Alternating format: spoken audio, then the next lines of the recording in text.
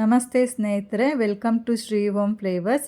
ಇವತ್ತು ನಾನಿಲ್ಲಿ ರೆಸಿಪಿ ತೋರಿಸ್ತಾ ಇಲ್ಲ. ಈಗ ವರಮಹಾಲಕ್ಷ್ಮಿ ಹಬ್ಬ ಆಗಿರೋದ್ರಿಂದ ನಮ್ಮ ಚಾನಲ್ನಲ್ಲಿ ವರಮಹಾಲಕ್ಷ್ಮಿ ಅಮ್ಮನವರಿಗೆ ಯಾವ ರೀತಿ ಸೀರೆ ಡ್ರೇಪಿಂಗ್ ಮಾಡೋದು, ಹಾಗೆಯೇ ಅಲಂಕಾರ ಯಾವ ರೀತಿ ಮಾಡೋದು, ತಂಜಾವೂರು ಪೇಂಟಿಂಗ್ ಯಾವ ರೀತಿ ಮಾಡೋದು, ಜ್ಯುವೆಲ್ರಿ ಅಟ್ಯಾಚ್ಮೆಂಟು ಯಾವ ರೀತಿ ಮಾಡೋದು, ಹೂವಿನ ಅಲಂಕಾರ ಯಾವ ರೀತಿ ಮಾಡೋದು, ಹಬ್ಬಕ್ಕೆ ಬೇಕಾಗಿರುವಂತಹ ಅನೇಕ ಡೆಕೋರೇಷನ್ಗಳನ್ನು ತುಂಬ ಈಸಿಯಾಗಿ ಸ್ಟೆಪ್ ಬೈ ಸ್ಟೆಪ್ಪು ಎಲ್ಲನೂ ಮಾಡಿ ತೋರಿಸ್ತೀನಿ. ನಮ್ಮಲ್ಲಿ ಹಲವಾರು ಜನಕ್ಕೆ ದುಬಾರಿ ಕ್ಲಾಸ್ಗಳಿಗೆಲ್ಲ ಹೋಗಿ ಅದಕ್ಕೆ ಕಲಿಯಲು ಸಮಯ ಅಥವಾ ಅವಕಾಶವೂ ಇರೋದಿಲ್ಲ. ವರ್ಗದ ಕುಟುಂಬದವರು ಹಾಗೂ ಬಡ ಕುಟುಂಬದವರು ಮನೆಯಲ್ಲೇ ಇರೋಂತಹ ವಸ್ತುಗಳಿಂದ ಕಮ್ಮಿ ಖರ್ಚಿನಲ್ಲಿ ಯಾವ ರೀತಿ ದೇವರಿಗೆ ಡೆಕೋರೇಷನ್ ಮಾಡ್ಬೋದು, ಹಾಗೆ ಯಾವ ರೀತಿ ಸೀರೆ ಉಡಿಸ್ಬೋದು ಅಂತ ನಮ್ಮ ಚಾನಲ್ನಲ್ಲಿ ನಾನು ಈಗ ಸ್ಟಾರ್ಟ್ ಮಾಡಿದ್ದೀನಿ. ನಮ್ಮ ಚಾನಲ್ನ ನೀವು ಯಾರು ಸಬ್ಸ್ಕ್ರೈಬ್ ಮಾಡಿಲ್ಲ ಅಂದರೆ ಈಗಲೇ ಸಬ್ಸ್ಕ್ರೈಬ್ ಮಾಡಿ, ಬೆಲ್ ಐಕನ್ನ ಪ್ರೆಸ್ ಮಾಡಿ. ಇದರಿಂದ ನನ್ನ ಹೊಸ ವೀಡಿಯೋಗಳ ನೋಟಿಫಿಕೇಷನ್ ನಿಮಗೆ ಸಿಗುತ್ತೆ. ನನ್ನ ಚಾನಲ್ಗೆ ಪ್ರೋತ್ಸಾಹವನ್ನು ಕೊಡಿ. ನಿಮ್ಮ ಪ್ರೋತ್ಸಾಹನೇ ನೆಕ್ಸ್ಟ್ ನನ್ನ ವೀಡಿಯೋ ಮಾಡೋದಕ್ಕೆ ಯೂಸ್ ಆಗುತ್ತೆ. ಫೆಸ್ಟಿವಲ್ ಸೀಸನ್ನ ಡೆಕೋರೇಟಿವ್ ಐಟಮು ಮೊದಲನೇದಾಗಿ ನಾನು ನಿಮಗೆ ಡೆಕೋರೇಟಿವ್ ಪಿಲ್ಲೋ, ವರಮಹಾಲಕ್ಷ್ಮಿಗೆ ಈಗ ಸೈಡಲ್ಲೆಲ್ಲ ಇಡ್ತಾರಲ್ವ ಡೆಕೋರೇಟಿವ್ ಪಿಲ್ಲೋ, ಅದನ್ನು ಯಾವ ರೀತಿ ಕಮ್ಮಿ ಖರ್ಚಲ್ಲೇ ಮನೇಲೇ ಮಾಡ್ಕೊಳ್ಳೋದು ಅಂತ ನಾನಿಲ್ಲಿ ತೋರಿಸ್ಕೊಡ್ತೀನಿ ಬನ್ನಿ. ನಾನಿಲ್ಲಿ 1 ಮೀಟ್ರ್ ಆಗುವಷ್ಟು ವೆಲ್ವೆಟ್ ಕ್ಲಾತ್ನ ನಾನಿಲ್ಲಿ ತಗೊಂಡಿದ್ದೀನಿ. ಮತ್ತು ಸ್ವಲ್ಪ ಸಿಂಥೆಟಿಕ್ ಕಾಟನ್ ಅಂತಾರಲ್ವ, ಅದನ್ನು ಕೂಡ ನಾನು ತಗೊಂಡಿದ್ದೀನಿ. ಹಾಗೆ ಆ ಪಿಲ್ಲೋಗೆ ಸೈಡಲ್ಲಿ ಹಾಕೋದಕ್ಕೆ ಟ್ಯಾಸಲ್ ತಗೊಂಡಿದ್ದೀನಿ, ಸ್ವಲ್ಪ ದಾರ, ಹಾಗೆ ಸೂಜಿ, ಸಿಸರು, ಇಷ್ಟು ಐಟಮ್ನ ನಾನಿಲ್ಲಿ ರೆಡಿ ಮಾಡಿ ಇಟ್ಕೊಂಡಿದ್ದೀನಿ.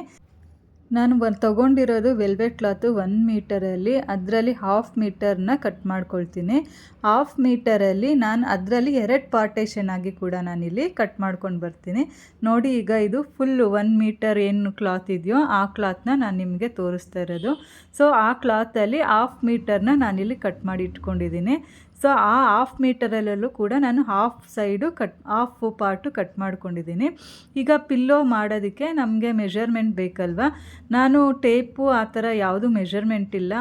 ನನ್ನ ಟೇಬಲ್ಗೆ ಯಾವ ಥರ ಪಿಲ್ಲೋ ಸೆಟ್ ಆಗುತ್ತೋ, ನಾವು ದೇವ್ರನ್ನ ಯಾವುದ್ರ ಮೇಲೆ ಕೂರಿಸ್ತೀವೋ ಆ ಟೇಬಲ್ ಸೈಜ್ಗೆ ನನಗೆ ಪಿಲ್ಲೋಗೆ ಮೆಷರ್ಮೆಂಟ್ ಹಾಗೇ ತೊಗೊಂಡು ನಾನು ಸ್ಟಿಚ್ ಮಾಡ್ಕೊಳ್ತಾ ಇದ್ದೀನಿ. ನಮ್ಮ ಮನೇಲಿ ಮಿಷನ್ ಇರೋದ್ರಿಂದ ನಾನು ಮಿಷನಲ್ಲೇ ಕ್ವಿಕ್ಕಾಗೆ ಸ್ಟಿಚ್ ಮಾಡಿಕೊಂಡು ಓವರ್ಲಾಕ್ ಮಾಡ್ಕೊಂಡಿದ್ದೀನಿ. ಸಪೋಸ್ ನಿಮ್ಮ ಮನೇಲಿ ಇಲ್ಲ ಅಂತಂದರೆ ನೀವು ಇದು ಆಲ್ಟ್ರೇಷನ್ ಟೈಲರ್ ಶಾಪ್ ಬರುತ್ತಲ್ವ, ಸೊ ಅವ್ರ ಹತ್ರ ಕೂಡ ನೀವು ಹೋಗಿ ಕ್ವಿಕ್ಕಾಗೆ ಸ್ಟಿಚ್ ಮಾಡಿಸ್ಕೊಂಡು ಬರ್ಬೋದು. ಕಟ್ ಮಾಡಿ ಕೊಟ್ಟರೆ ಅವರೇ ಸ್ಟಿಚ್ ಮಾಡಿ ಕೊಡ್ತಾರೆ. ಸ್ಟಿಚ್ ಆದಮೇಲೆ ನಾನು ಸಣ್ಣ ಹೋಲ್ ಥರ ನಾನಿಲ್ಲಿ ಸ್ವಲ್ಪ ಪೀಸ್ನ ಕಟ್ ಮಾಡ್ಕೊಳ್ತಾ ಇದ್ದೀನಿ. ಯಾಕಂದರೆ ನಾವು ಅದ್ರ ಸಹಾಯದಿಂದ ಥ್ರೆಡ್ ಹಾಕಬೇಕಲ್ವ. ಸೊ ಅದಕ್ಕಾಗಿ ನೋಡಿ, ಈ ಮೆಥಡ್ನ ನಾನು ಯೂಸ್ ಮಾಡ್ಕೊಂಡಿದ್ದೀನಿ. 2 ಸೈಡಲ್ಲೂ ನಾನು ಕಟ್ ಮಾಡಿ ಇಟ್ಕೊಂಡಿದ್ದೀನಿ. ಪಿನ್ನಿಗೆ ನಾನು ಥ್ರೆಡ್ನ ಸೇರಿಸಿ ಅದನ್ನು ಈ ರೀತಿ ದಾರಾನ ಸೇರಿಸ್ಕೊಳ್ತಾ ಇದ್ದೀನಿ. ಈ ರೀತಿಯಾಗಿ ದಾರ ಎಲ್ಲ ಸೇರಿಸ್ಕೊಂಡಿದ್ದಾದಮೇಲೆ ಅದನ್ನು ಎಷ್ಟು ಸಾಧ್ಯನೋ ಅಷ್ಟು ಟೈಟಾಗೆ ಎಳ್ದು ನಾನಿಲ್ಲಿ ಗಂಟು ಹಾಕ್ಕೊಳ್ತಾ ಇದ್ದೀನಿ. ನೀವು ಕೂಡ ಇದೇ ಮೆಥಡ್ನೇ ಫಾಲೋ ಮಾಡಿ. ಎಷ್ಟು ಸಾಧ್ಯನೋ ಅಷ್ಟು ಟೈಟಾಗಿ ಅದನ್ನು ಎಳ್ದು ಗಂಟು ಹಾಕ್ಕೊಳ್ಳೋಣ. ಈ ರೀತಿ ಗಂಟು ಹಾಕ್ಕೊಂಡ್ಮೇಲೆ ನೆಕ್ಸ್ಟ್ ಇನ್ನೊಂದು ಕಡೆನೂ ಕೂಡ ಒಂದು ನಾವೇನು ಪಿನ್ನಿಗೆ ದಾರ ಹಾಕಿಟ್ಟಿದ್ವೋ ಅದೇ ಥರನೇ ಇನ್ನೊಂದು ಕಡೆಗೂ ಪಿನ್ನಿಗೆ ದಾರ ಹಾಕಿ ಅದನ್ನು ಟ್ಯಾಗ್ ಮಾಡ್ಕೊಳ್ಳೋಣ. ಈಗ ಇಲ್ಲಿ ನಾನು ಟೈಟಾಗೆ ಇದನ್ನು ಟೈ ಮಾಡ್ಕೊಳ್ಳಲ್ಲ. ಎಷ್ಟು ಲೂಸಾಗೆ ಟೈ ಮಾಡ್ಕೋಬೋದೋ ಅಷ್ಟು ಲೂಸಾಗೆ ನಾನಿಲ್ಲಿ ಟೈ ಮಾಡ್ಕೊಳ್ಳೋಣ, ಗಂಟು ಹಾಕ್ಕೊಳ್ಳೋಣ. ಸೊ ಇದು ಯಾಕೆ ಇಷ್ಟು ಲೂಸಾಗಿ ಗಂಟು ಹಾಕ್ಕೊಳ್ತಾ ಇದ್ದೀನಿ ಅಂದರೆ, ನಾವು ಈಗ ಉಲ್ಟಾ ಇದ್ದೀವಿ. ಸೊ ಅದನ್ನು ನಾವು ಸೀದಾ ಮಾಡ್ಕೋಬೇಕು. ಆ ಬಟ್ಟೆ ಈಗ ಉಲ್ಟಾ ಇದೆ, ಸೊ ಅದು ಈಗ ಸೀದಾ ಮಾಡ್ಕೊಳ್ಳೋಣ. ಈ ರೀತಿಯಾಗಿ ಸೀದಾ ಮಾಡ್ಕೊಂಡಿದ್ದಾದಮೇಲೆ ನಾವು ಏನು ತೆಗೆದಿಟ್ಕೊಂಡಿದ್ವೋ ಸಿಂಥೆಟಿಕ್ ನೈಲಾನ್ ಕಾಟನ್ ಅಂತ ಹೇಳ್ತಾರೆ, ಇದು ಎಲ್ಲ ಪಿಲ್ಲೋ ಶಾಪು ಮತ್ತು ಹಾಸಿಗೆ ಎಲ್ಲ ಹೊಲಿತಾರಲ್ವ ಆ ಶಾಪಲ್ಲಿ ಇದು ಸಿಗುತ್ತೆ. ಸೊ ಇದರಲ್ಲಿ ನಾನು 1/2 ಪಾರ್ಟೇಷನ್ನ ಒಂದು ಪಿಲ್ಲೋಗೆ, ಇನ್ನೊಂದು ಪಾರ್ಟೇಷನ್ನ ಇನ್ನೊಂದು ಪಿಲ್ಲೋಗೆ ಅಂತ ಅಂದ್ಬಿಟ್ಟು ನಾನಿಲ್ಲಿ ತೊಗೊಂಡಿದ್ದೀನಿ. 1/2 ಸಿಂಥೆಟಿಕ್ ಕಾಟನ್ ನಾನು ತೆಗೆದಿಟ್ಕೊಂಡಿದ್ನಲ್ಲ ಅದಷ್ಟು ಕಂಪ್ಲೀಟಾಗೆ ನಾನು ಏನು ಪಿಲ್ಲೋದು ಕವರ್ ಮಾಡ್ಕೊಂಡಿದ್ನಲ್ಲ ಅದಕ್ಕೆ ಹಾಕಿ ಈ ರೀತಿಯಾಗಿ 1-2 ಸರಿ ರೋಲ್ ಮಾಡಿಕೊಂಡ್ರೆ ಸಾಕು. ಕಂಪ್ಲೀಟಾಗೆ ಸೂಪರ್ ಆದ ಪಿಲ್ಲೋ ರೆಡಿ ಆಗಿರುತ್ತೆ. ಸೊ ಅದನ್ನು ಟೈ ಮಾಡ್ಕೊಳ್ಳೋಣ. ಎಷ್ಟು ಟೈಟಾಗಿ ಸಾಧ್ಯನೋ ಅಷ್ಟು ಟೈಟಾಗೆ ಟೈ ಮಾಡ್ಕೊಳ್ಳೋಣ.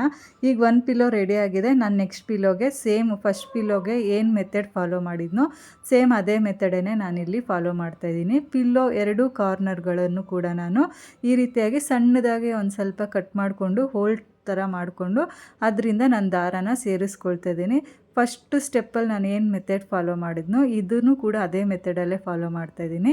ದಾರ ಹಾಕಾದ್ಮೇಲೆ ಎಷ್ಟು ಟೈಟಾಗೆ ಸಾಧ್ಯನೋ ಅಷ್ಟು ಟೈಟಾಗೆ ಇದನ್ನು ಟೈ ಮಾಡ್ಕೊಂಡು ಬರೋಣ. ಇದು ಒಂದು ಕಡೆ ಟೈ ಆಗಿದೆ, ಇನ್ನೊಂದು ಕಡೆ ಲೂಸಾಗಿ ಟೈ ಮಾಡ್ಕೊಳ್ತಾ ಇದ್ದೀನಿ. ಟೈ ಎಲ್ಲ ಮಾಡ್ಕೊಂಡಿದ್ದಾದಮೇಲೆ ಫಸ್ಟ್ ಸ್ಟೆಪ್ಪಲ್ಲಿ ನಾವು ಉಲ್ಟಾ ಇದ್ದದನ್ನು ಸೀದಾ ಮಾಡ್ಕೊಂಡ್ವಲ್ಲ, ಸೇಮ್ ಅದೇ ಮೆಥಡನ್ನೇ ಇಲ್ಲೂ ಫಾಲೋ ಮಾಡ್ತಾಯಿದ್ದೀನಿ. ಸೊ ಇದನ್ನು ಈ ರೀತಿಯಾಗಿ ಸೀದಾ ಮಾಡ್ಕೊಂಡಿದ್ದಾದಮೇಲೆ ಏನು ಇನ್ನೂ ಉಳಿದಿತ್ತಲ್ವ half nylon cotton, synthetic cotton ಅಂತ ಹೇಳಿದ್ನಲ್ಲ, ಅದನ್ನು ಇವಾಗ ನಾವಿಲ್ಲಿ ಸೇರಿಸ್ಕೊಳ್ಳೋಣ. ನಾವು ತೆಗೆದಿಟ್ಕೊಂಡಿರೋಂತಹ ನೈಲಾನ್ ಸಿಂಥೆಟಿಕ್ ಕಾಟನ್ನ ಈಗ 2 ಪಿಲ್ಲೋಗೆ ಈಕ್ವಲ್ ಪಾರ್ಟೇಷನ್ವಾಗಿ ಮಾಡಿಕೊಂಡು ಅದಷ್ಟು ನಾವಿಲ್ಲಿ ಸೇರಿಸ್ಕೊಂಡು ಕಂಪ್ಲೀಟ್ 2 ಪಿಲ್ಲೋನು ಸಹ ನಾವಿಲ್ಲಿ ಈಗ ರೆಡಿ ಮಾಡ್ಕೊಳ್ತಾ ಇದ್ದೀವಿ. ಈ ರೀತಿಯಾಗಿ ಕಾಟನ್ನ ಅದರೊಳಗಡೆ ಸೇರಿಸ್ಕೊಂಡು ಎಷ್ಟು ಸಾಧ್ಯನೋ ಅಷ್ಟು ಟೈಟಾಗಿ ಅದನ್ನು ಟೈ ಮಾಡ್ಕೊಳ್ಳೋಣ. ಈ ರೀತಿಯಾಗಿ ಟೈ ಮಾಡ್ಕೊಂಡಿದ್ದಾದಮೇಲೆ ಟೇಬಲ್ ಮೇಲೆ ಅಥವಾ ಫ್ಲೋರ್ ಮೇಲೆ 1-2 ಸರಿ ರೋಲ್ ಮಾಡ್ಕೊಳ್ಳಿ. ಕರೆಕ್ಟಾಗಿ ಎಲ್ಲ ಕಡೆಯೂ ಈಕ್ವಲ್ ಆಗಿ ಕಾಟನ್ ಹೋಗಿ ಕುತ್ಕೊಳ್ಳುತ್ತೆ. ಸೊ ಸೈಜು ಈವನ್ನಾಗಿ ಕಾಣುತ್ತೆ. ನಾವು ಈಗ ಟ್ಯಾಸಲ್ನ ತೊಗೊಂಡಿದ್ದೆ. ನಾನು ವೀಡಿಯೋದಲ್ಲಿ 2 ಕಲರ್ಸ್ ತೋರಿಸಿದೆ, ಒಂದು ಪರ್ಪಲ್ ಮತ್ತು ಪಿಂಕು. ಸೊ ಪರ್ಪಲ್ಲೇ ಎದ್ದು ಕಾಣಲ್ಲ ಅಂತ ಅಂದ್ಬಿಟ್ಟು ನಾನಿಲ್ಲಿ ಪಿಂಕ್ ಕಲರ್ ಟ್ಯಾಸಲ್ನ ತೊಗೊಂಡು ಅದಕ್ಕೆ ಕುಚ್ಚುನೂ ಸಹ ನಾನಿಲ್ಲಿ ಸೇರಿಸ್ಕೊಳ್ತಾ ಇದ್ದೀನಿ. ನಾನಿಲ್ಲಿ ಮೆಟೀರಿಯಲ್ಗೆ ಯೂಸ್ ಮಾಡ್ತಾರಲ್ವ ಫ್ಯಾಬ್ರಿಕ್ ಗ್ಲೂನ ತೊಗೊಂಡು ನಾನಿಲ್ಲೀಗ ಆ ಕೆಳಗಡೆ ಕುಚ್ಚು ಥರ ಬರುತ್ತಲ್ವ ಅದನ್ನೀಗ ಸ್ಟಿಕ್ ಮಾಡ್ಕೊಳ್ತಾ ಇದ್ದೀನಿ. ಇದು ಫ್ಯಾಬ್ರಿಕ್ ಗ್ಲೂ ಆಗಿರೋದ್ರಿಂದ ಬೇಗ ಇದು ಸ್ಟಿಕ್ ಆಗುತ್ತೆ. ಒಂಚೂರು ಹಿಂಗೆ ಪ್ರೆಷರ್ ಹಾಕಿ ಸ್ವಲ್ಪ ಪ್ರೆಸ್ ಮಾಡಿದ್ರೆ ಸಾಕು, ಸ್ಟಿಕ್ ಆಗಿರುತ್ತೆ. ನಾನು ಈ ಲೇಸು ನಮ್ಮ ಮನೇಲೇ ಇತ್ತು. ನಾವು ಈ ಕಲರಲ್ಲಿ ಮಾಡ್ತಾ ಇರೋದ್ರಿಂದ ಆ ಲೇಸ್ನ ಯಾಕೆ ಸುಮ್ಮನೆ ವೇಸ್ಟ್ ಮಾಡೋದು ಅಂತ ಅದನ್ನು ಸಹ ನಾನಿಲ್ಲಿ ಯೂಸ್ ಮಾಡ್ಕೊಳ್ತಾ ಇದ್ದೀನಿ. ಈ ಲೇಸಿಗೆ ಫ್ಯಾಬ್ರಿಕ್ ಗ್ಲೂ ಎಲ್ಲ ಹಾಕಿ ನಾನಿಲ್ಲಿ ನೀಟಾಗಿ ಅದನ್ನು 2 ಕಡೆಯೂ ಸ್ಟಿಕ್ ಮಾಡ್ಕೊಳ್ತೀನಿ. ಇದು ಸ್ಟಿಕ್ ಆದಮೇಲೆ ಸ್ವಲ್ಪ ಡ್ರೈ ಆಗೋದಕ್ಕೆ ಟೈಮ್ ಬೇಕಾಗುತ್ತೆ. ಸೊ ಅದನ್ನು ಹಾಗೆ ಡ್ರೈ ಆಗೋಕ್ಕೆ ಬಿಟ್ಬಿಡೋಣ. ಅದು ಡ್ರೈ ಆಗೋ ಅಷ್ಟರಲ್ಲಿ ಆಗಲೇ ನಾವು ಕುಚ್ಚಿಗೆ ಸ್ವಲ್ಪ ಫ್ಯಾಬ್ರಿಕ್ ಗ್ಲೂ ಹಾಕಿ ಡ್ರೈ ಆಗೋಕ್ಕೆ ಬಿಟ್ಟಿದ್ವಲ್ಲ, ಅದನ್ನು ಸಹ ಈಗ ಡ್ರೈ ಆಗಿದೆ. ಸೊ ನಾವು ಆ ಟ್ಯಾಸಲ್ಗೆ ಸ್ವಲ್ಪ ಫ್ಯಾಬ್ರಿಕ್ ಗ್ಲೂನೇ ಹಾಕ್ತಾಯಿದ್ದೀನಿ. ಹಾಕಿ ಅದನ್ನು ಚೆನ್ನಾಗಿ ಒಂದು 5 ಮಿನಿಟ್ಸ್ ಪ್ರೆಸ್ ಮಾಡಿದ್ರೆ ಸಾಕು. ಫ್ಯಾಬ್ರಿಕ್ ಗ್ಲೂ ಹಾಕಿರೋದ್ರಿಂದ ನೀಟಾಗಿ ಆ ಬಟ್ಟೆಗೆ ಸ್ಟಿಕ್ ಆಗಿರುತ್ತೆ. ಸೊ ಅದೇ ಥರನೇ 2 ಕಡೆಗೂ ನಾನೀಗ ಗ್ಲೂ ಹಾಕಿ ಟ್ಯಾಸಲ್ನ ನಾನಿಲ್ಲಿ ಫಿಕ್ಸ್ ಮಾಡ್ಕೊಳ್ತಾ ಇದ್ದೀನಿ. ನೋಡಿ, ಈ ರೀತಿಯಾಗಿ ಫಿಕ್ಸ್ ಮಾಡಿ ಅದನ್ನು ಗಟ್ಟಿಯಾಗಿ ಒಂದು 5 ಮಿನಿಟ್ಸ್ ಬೇಡ, ಒಂದು 3 ಮಿನಿಟ್ಸು ಇಟ್ಕೊಂಡ್ರೆ ಸಾಕಾಗುತ್ತೆ. ಅದು 2 ಕಡೆನೂ ಈಗ ಪರ್ಫೆಕ್ಟಾಗಿ ಸ್ಟಿಕ್ ಆಗಿರುತ್ತೆ. ನೋಡಿ, ಎಷ್ಟು ಕಮ್ಮಿ ಬೆಲೆಯಲ್ಲಿ ತುಂಬ ಡೆಕೋರೇಟಿವ್ ಆಗಿ ಕಾಣುವಂತಹ ಡೆಕೋರೇಟಿವ್ ಪಿಲ್ಲೋನ ನಾನಿಲ್ಲಿ ವರಮಹಾಲಕ್ಷ್ಮಿ ಫೆಸ್ಟಿವಲ್ಗೆ ಅಂತ ರೆಡಿ ಮಾಡ್ಕೊಂಡಿದ್ದೀವಿ. ನೀವು ಕೂಡ ನಿಮ್ಮ ಮನೆಗೆ ಈ ರೀತಿಯಾದ ಪಿಲ್ಲೋನ ರೆಡಿ ಮಾಡ್ಕೊಳ್ಬೋದು ಈ ವಿಡಿಯೋ ನೋಡಿಕೊಂಡು.